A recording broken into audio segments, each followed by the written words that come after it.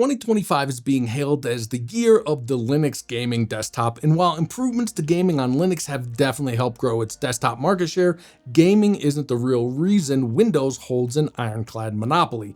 Think about this, there are around 2.6 billion active PCs worldwide, but only about 500 million of them are dedicated gaming machines. That leaves over 2 billion PCs running in businesses, from small offices to massive corporations to the home office. Walk into any workplace and you'll see employees sitting in front of Windows machines. It starts in schools, carries over into the workplace, and reinforces itself over time.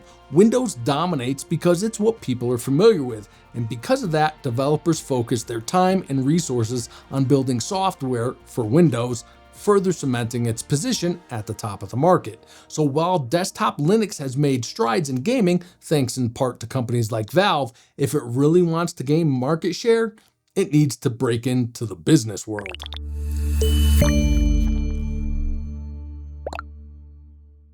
Hey guys, I'm CJ. Welcome to Lifting Linux, where we put open source to work. In this video, I'll give a broad overview of how to set up a fully secure, centrally managed Linux workstation for business use. We'll configure the MSI DP21 for remote management, install and set up OpenSUSE, a Linux distro with strong enterprise features, and explore the security tools that make it a solid choice for this kind of environment.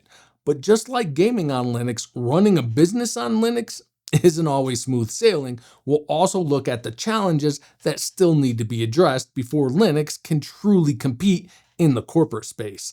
This won't be a step-by-step tutorial because, let's be honest, that would take forever and be, well, painfully boring. Instead, by the end of this video, you'll have a solid understanding of what Linux is capable of in a business setting and what hurdles still need to be overcome.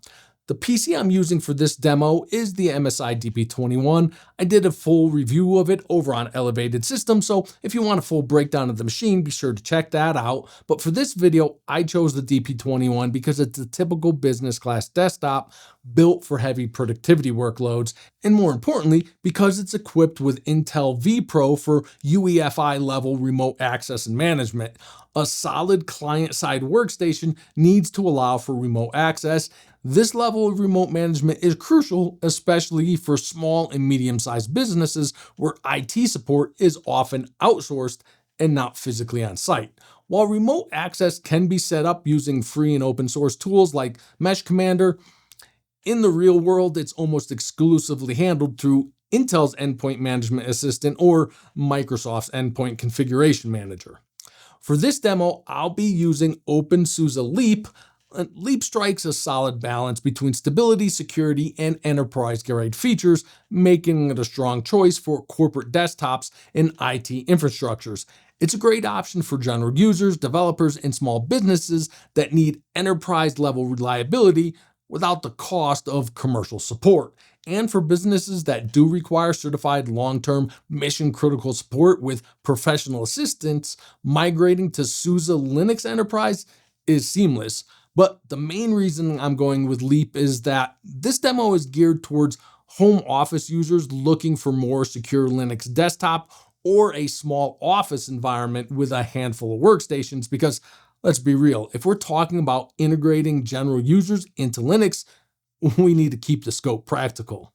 Now, before we install and configure OpenSUSE, let's first configure the UEFI settings for both security and Intel vPro management.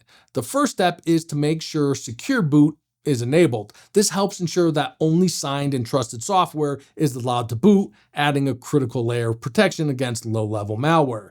This particular system also includes a discrete trusted platform module, so I'll make sure it's enabled in the UEFI settings to support features like disk encryption and secure credential storage. Next, I'll enable Intel vPro. MSI provides access to the Intel Management Engine configuration in the UEFI, so I'll activate it by setting a new, strong, secure password. Since I've already assigned the system a static IP address, I'll specify that IP here and enable remote access. This gives us the ability to use the web UI and KVM over IP to access the machine remotely, even if the operating system crashes or the PC is powered off, as long as it's connected to power in the network. Finally, I'll set an admin password for the UEFI itself to prevent unauthorized access to these critical settings. Installing OpenSUSE Leap is a pretty straightforward process. First, head over to getopenSUSE.org and download the Leap offline ISO image. I'm using the one built for Intel-based PCs. Once it's downloaded, I'll create a bootable USB using Balena Etcher. I used to use Ventoy for this, but due to recent significant security concerns, I wouldn't recommend it for creating secure workstation installs, especially in a professional or enterprise environment. After flashing the USB, reboot the system, you'll be greeted with a simple boot menu. Select installation, and that'll launch YaST 2, or yet another setup tool, which is the central utility for installing, configuring, and maintaining SUSE-based systems. The first step is to enable the online repositories. I'll go with the default section here, which gives us access to the most commonly used and officially supported software. Next up, selecting the desktop environment. While there are a few options, it's not really a hard choice. In this case, KDE Plasma is the default for Leap. It's officially supported, tightly integrated with the SUSE Linux enterprise base, and prioritized for stability and polish. Now we're at the partitioning section where YaST figures out how and where to install Leap. I'll go with the guided setup for a bit more control. First, I'll select the NVMe SSD I want to install Leap on. This disk currently has a Windows install, but I'm going to completely erase it, so I'll choose to remove all existing partitions. Next, I'm enabling full disk encryption. This will encrypt the file system, but won't hardware lock the NVMe drive, so it can still be reformatted later if needed. For the file system, I'm sticking with the default ButterFS. It supports features like system snapshots and rollbacks, better compression, and built-in data integrity checks. OpenSUSE's Snapper and Grub rollback features are specifically optimized for ButterFS, making it an ideal match. I'm also creating a separate home partition, which is where user data and settings live. This separation helps protect user data during system upgrades or reinstalls, especially useful on multi-user systems. While the default file system for home is XFS, I'm choosing ButterFS here as well, so I can apply custom snapshot rules later. Once that's done, you'll see a summary of all the partition changes YaST is about to make. Clicking next continues the process. Now choose your time zone and then set up a user account. For this system, I'll create a single administrator account rather than a separate root account. I'll be able to set up individual user accounts later. I'll also disable automatic login for security reasons. Before the install begins, you'll get a full summary of the settings. This is your chance to make any final tweaks. For example, I noticed Trusted Boot needs to be enabled in order to activate the Secure Boot shim.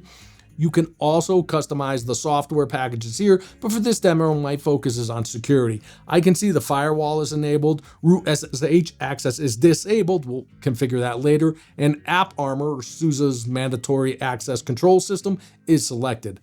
Everything looks good, so I'll click install to confirm and let it run. Once the installation is complete, the system will reboot. First, we'll need to enter the password to unlock the encrypted boot drive. You can enroll a TPM key to bypass this step, which is convenient for a home user setup. Next, select the current version of OpenSUSE Leap from the boot menu. Since I also encrypted the home partition, we'll need to unlock that as well. After that, we finally reach the Display Manager login screen. By default, Leap uses X11 display server for maximum stability, but KDE Plasma also supports Wayland, which is the more modern option. You can choose either one at login depending on your preferences and hardware compatibility. Now we're logged in and sitting on the KDE desktop. The first thing you might notice is that Leap is using a version of KDE Plasma that, at the time of filming, is about a year old, along with a Linux kernel that's roughly 9 months old. That's by design. Leap is a stable distribution, which means it only receives minor kernel updates on an annual cycle. The slower pace isn't a drawback unless you're trying to run Leap on bleeding edge hardware, something that's pretty uncommon in business class environments. The first order of business is to run a system update to ensure everything is current.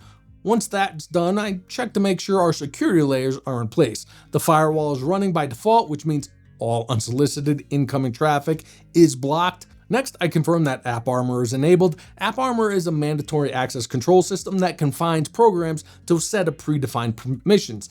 It helps limit the potential damage an exploited application can cause by enforcing strict rules about what system resources it can access. And just to add an extra layer of security protection, I'll install and activate Fail2Ban. Now, Fail2Ban is a log parsing security tool that monitors services like SSH for suspicious login attempts. If it detects repeated failed access attempts, it automatically blocks the offending IP address, helping to prevent brute force attacks and unauthorized access. Now, if you want to handle certain tasks remotely, like applying system updates, or if your system doesn't support firmware level remote management like vPro, you'll need to set up an operating system level remote access, which is most commonly done through the Secure Shell protocol. By default, SSH was disabled during the OpenSUSE Leap installation, so the first step is to make sure it's installed and that the service is enabled and started. After that, we need to allow SSH through the firewall so remote connections can actually reach the system. Next, I recommended disabling root access and password login via the SSH for security reasons and enabling SSH key-based authentication instead. Once you've generated an SSH key pair and added the public key to the authorized keys file on the workstation, you'll have secure encrypted access to the system with much lower risk of brute force attacks. If you want full GUI remote desktop access, Leap includes built-in options for VNC remote administration. You can enable the VNC service and open the appropriate ports in the firewall with a few terminal commands. Just keep in mind, VNC is not encrypted by default, so if you do need GUI access, you should tunnel VNC connections through SSH to keep things secure. Now, I've been doing everything through the terminal so far, but for those who prefer a graphical interface, all this can be done through the YaST Control Center. YaST provides tools for managing the firewall, AppArmor, SSH, VNC, and even automatic system updates. For example, you can easily configure it to install security patches and updates automatically every day, which is a smart policy for a business workstation. YaST is one of the most powerful system control panels available on any Linux distribution, and it's one of the reasons Leap is a strong contender as a business class operating system. There's still plenty more we could explore in both YaST and the KDE desktop environment, but at this point, everything we've done on top of how Linux itself intrinsically enhances security by installing software from trusted, cryptographically verified sources, managing system-wide updates, minimizing privilege escalation, and supporting sandboxing gives us a secure, remotely manageable, enterprise-ready Linux workstation. Unfortunately, this is the point where Linux starts to show some of its limitations in the business world, especially when it comes to industry standard software support.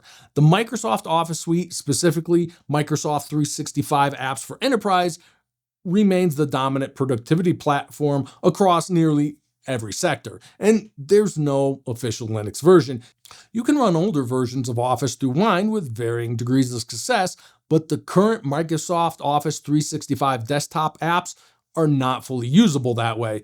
For individuals or small businesses, the web-based versions of Microsoft 365 work well for most day-to-day productivity tasks and are fully accessible on Linux, but they aren't complete replacements. For example, I've run into missing citation and bibliography tools in Word, reduced pivot table and conditional formatting support in Excel, and the inability to edit slide masters in PowerPoint, all important features for more advanced workflows. There are excellent free and open source alternatives, and Leap even comes with LibreOffice pre-installed. It's a fantastic suite for creating and editing documents, spreadsheets, and presentations, especially if you're working entirely in ODF formats or in offline privacy-focused environments. But when it comes to industry-wide compatibility, advanced collaborative tools, email and calendar integration, or support for enterprise-grade workflows, Microsoft Office still has a significant advantage. And let's be honest, Microsoft owns both Office and Windows, so there's little incentive for them to improve Linux support. Now, none of this is meant to knock Linux. I've started this channel to share my love for Linux and the world of free and open source software, especially with people who are new to it or maybe a little intimidated by it. My goal is to grow the community by being honest about both the strengths and the shortcomings. It's just like Linux gaming. In many ways, the experience is now better than Windows for a lot of people, but if you're playing Valorant, Fortnite, Destiny 2, PUBG, Siege, or Warzone, Linux simply isn't going to work for you. The hardware support and software translation have come a long way, but real progress only happens when developers build in proper support. The same is true in the far larger non-gaming segment. That said, Linux already has a strong and growing presence in the business world. On top of individuals, entrepreneurs, and small businesses that just had to break away from proprietary workflows, sectors that prioritize security, stability, compliance, and long-term support like government agencies, defense, finance, healthcare, research, education, telecommunications, manufacturing, and energy have adopted enterprise-grade Linux desktops in large numbers over the past couple of decades. These organizations depend on predictable, certified environments that are fully supported, and Linux has proven itself in those arenas. So while your typical office cubicle might not be running Linux just yet, I hope that what I've shown you in this video helps you build a home office or a small business workstation that's fast, reliable, secure, and fully open source. No one collecting your data, no one tracking your usage, no ads popping up on your desktop, no bloated pre-installed software slowing you down, just a clean, secure system that puts you in control. Thanks for watching, guys. If you found this video helpful or gave you some ideas for building your own secure Linux workstation, let me know in the comments. I'd love to hear about your setups or answer any questions you may have. If you're into Linux, open source software, or just taking control of your own tech, make sure to like the video, subscribe to the channel, and hit the bell so you don't miss the next one. I've got more deep dives coming on Linux in real-world environments, home business, gaming, and beyond. Until then, take care and keep lifting Linux.